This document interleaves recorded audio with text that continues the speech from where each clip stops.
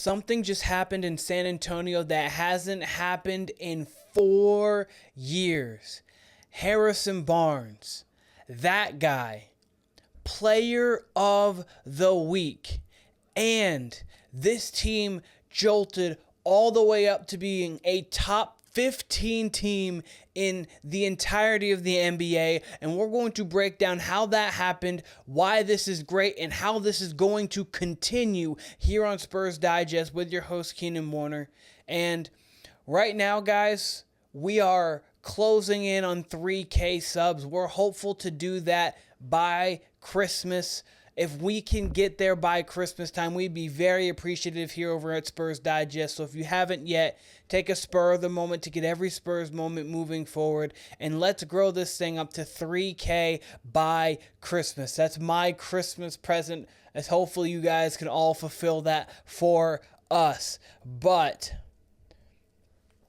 Harrison Barnes, Western Conference Player of the Week. How could you not be excited about that? The Spurs had a phenomenal week. Wins over the number 1 and number 2 or 3 team right now in the Western Conference, in the Golden State Warriors and the Oklahoma City Thunder. I mean, this team, they're playing quality, sound basketball, and it's beautiful to see. And Harrison Barnes has led the way. He was the Western Conference Player of the Week. You've got Giannis in the Eastern Conference. Shout out to Giannis. But Barnes, not 22 points a game, almost 9 rebounds, shooting 60% from the field. And the 3 wins this past week. Veteran logged a double-double during that span and committed no turnovers. Harrison Barnes is playing efficient basketball, and we have seen him do this. He's won a championship. I shouldn't say championships. He's won a championship before, and he was an actual key contributor on that roster. There were multiple games where he was taking shots late down the stretch. I believe he had a game against the New Orleans Pelicans in the first round. He actually made a couple big shots late in those games, and he was someone who could take shots, not afraid of moments, and he's a veteran in this league. He's been there and done that at all levels. Barnes, now in his 13th season as a pro, has set the NBA record for the latest into a career a player has won Player of the Week award for the first time, and the first Spur to get that award since DeMar DeRozan in 2020 per the team's press release. How can you not be excited? How can you not be happy with this? Player of the Week for Harrison Barnes. I understand that it's just obviously over a week, but it hasn't happened in over 4 years. And it happened from a guy that you wouldn't expect. If it was Victor Wembanyama, okay, makes sense. Even Chris Paul had a big week. You'd be like, okay, I get it. Devin Vassell, Jeremy Sochan, the way he was playing prior to his injury. Keldon Johnson has shown flashes, but it's a guy, just a quality role guy, getting him Player of the Week, and it's so fitting because of the way that the Spurs have been playing. They have been playing quality, sound, veteran-style basketball from a very young team. Barnes and Chris Paul are really the only true veterans on the roster currently that play heavy minutes, and from there it is guys who are in their 5th, 4th, 3rd, 2nd rookie season getting run and making this roster and making this team a successful team, building themselves, getting finally above 500. And with them getting above 500, you've got the power rankings. The Spurs soar to top 13 with an impressive 6-spot jump. I mean, these aren't the same old Spurs. Absolutely not. This isn't the 22-60 team that we saw last year. This isn't the 22-60 team we saw the year prior. This isn't, I believe, the 34-48 team we saw the year prior to that.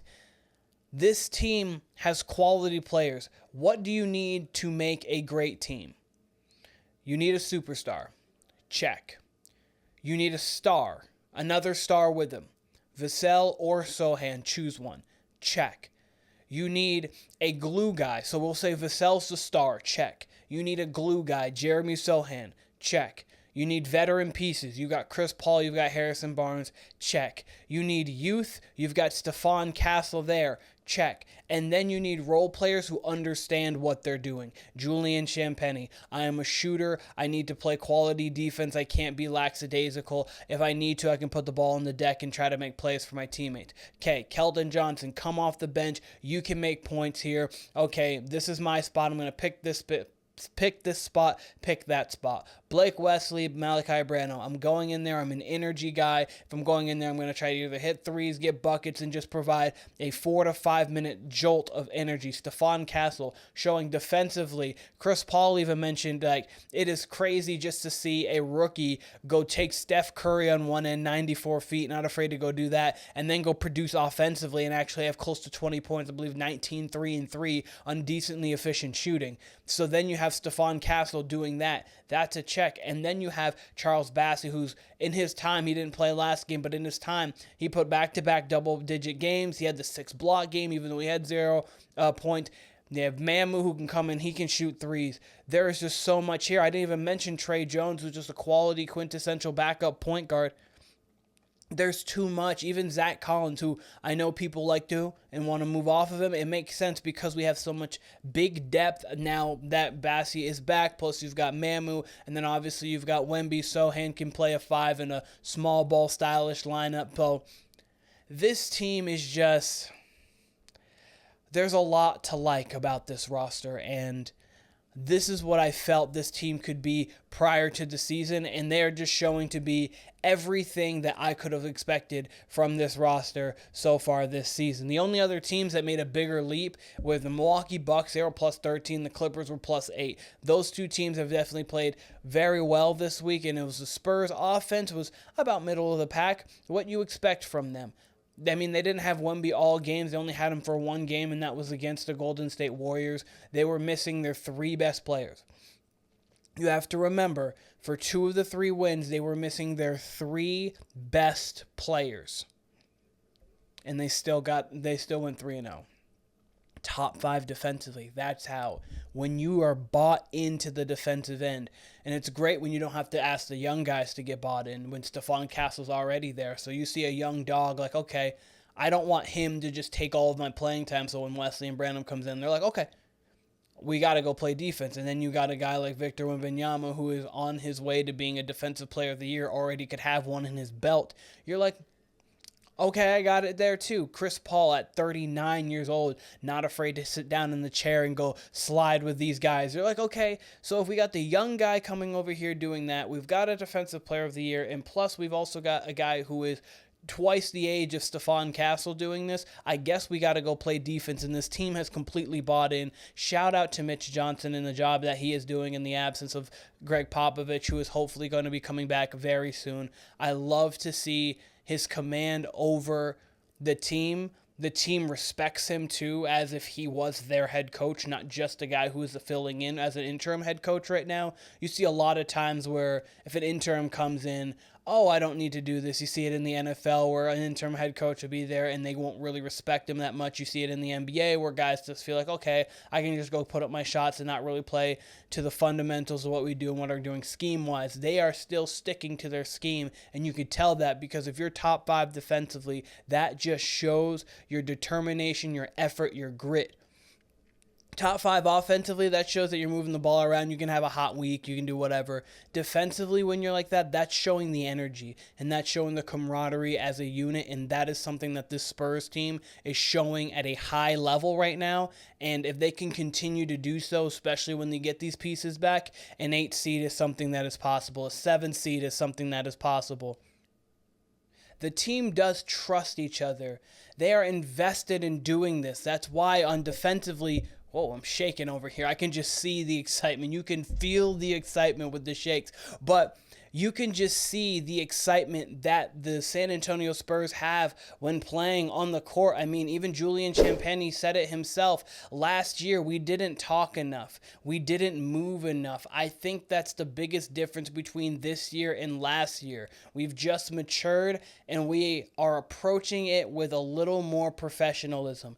And that is Gregg Popovich. That is these young guys understanding that. And if you don't think that that is the effect of Chris Paul, then you are crazy. This is what he does. He's infectious. He is a winner. He's a true consummate professional. This is what he does.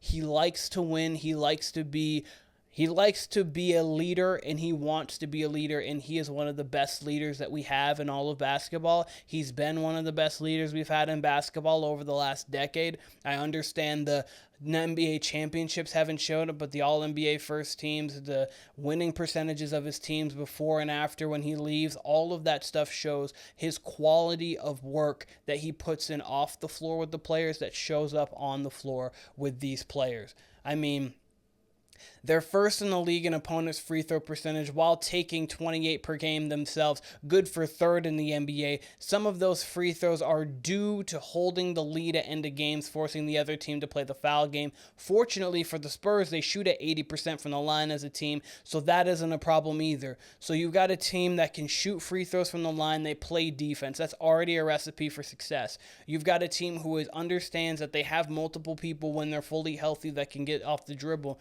Vassell, Stephon Castle's getting better, clearly Wemby. And then you've got Keldon Johnson, especially when he is rolling.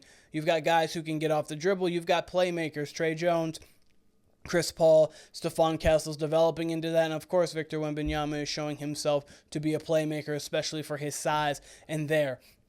But you've got a Spurs game tomorrow. That is against the Utah Jazz. They're 1-1 right now in the Emirates Cup.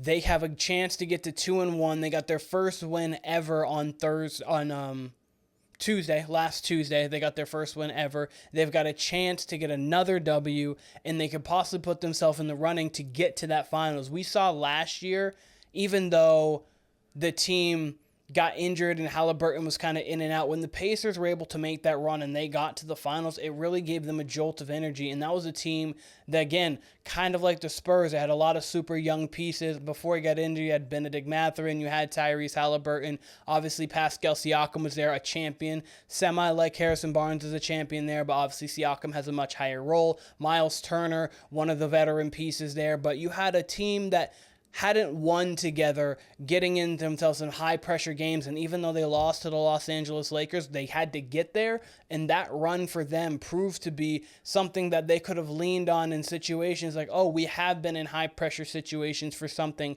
that we value. That helped them get to the Eastern Conference Finals and play a tough series against the Celtics, albeit I believe that series ended in a sweep. They did go to overtime in one game, but regardless, the Pacers showed a lot of grit and toughness from that Emirates Cup. With the Spurs, they could get themselves into that same position. So even if they do get into a play-in game, a playoff game, they still have a little bit of that feel of, oh, we have been in a situation parallel to this before, even though it's not the exact same situation. So it's good to hear, and you hear from a lot of the players too. But last thing I want to say real quick before we get out of here, Devin Vassell's back on Wednesday against the Lakers. I understand they're probably going to hold him they want to hold him for the front end of the back-to-back, and they still feel they can get a win against the Jazz without him. Perfectly understand that. He then comes back against the Los Angeles Lakers. Make sure we can keep him healthy. We've got Sochan. The last update was he should be back before Christmas. Christmas Day, again, I said it last time. I'm going to say it again. You wake up. You have your friends. Great. Love that time. Okay, you get your presents, you get sitting down on the couch, and you're like, okay, so I see Wemby, I see Sochan, I see Vassell, I see Chris Paul, I see Harrison Barnes, I see Champagnie. You're like, this looks like a playoff team. This looks like a 44-38, roughly 8 seed in the playoffs. I'm going to continue to say it until it happens. 8 seed in the playoffs, and get themselves to the play-in, 8 seed in the play-in, and then we'll see how it goes from there. But again, this has been Spurs Digest with your host, Keenan Warner.